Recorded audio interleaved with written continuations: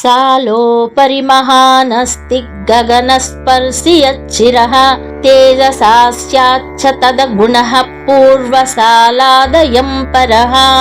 ముందు శ్లోకంలో చెప్పబడిన రాజమార్గమును గురించే ఈ శ్లోకంలో వర్ణన పొడిగింపబడింది. ఆ ప్రాంతంలో ఉన్న అట్టి రాజమార్గంతో సరిసమానమైనది మరెక్కడా లేదు, అంటే ఏ లోకంలో కూడా లేదు అని అర్థం. దాని యొక్క కాంతులు విరజిమ్ముతున్న రత్నమయమైనటువంటి గోడలు ఆకాశమును తాకుతూ ఉన్నాయి. ఆ లోహపు కాంతి యొక్క స్వభావం అత్యంత శుద్ధమై ఉంది, అంటే స్వచ్ఛంగా ఉండి ఆ ప్రదేశం అంతా వెలుగులు చిమ్ముతూ ఎక్కడా కూడా చిన్న చీకటి రేఖ కూడా లేకుండా ఉంది.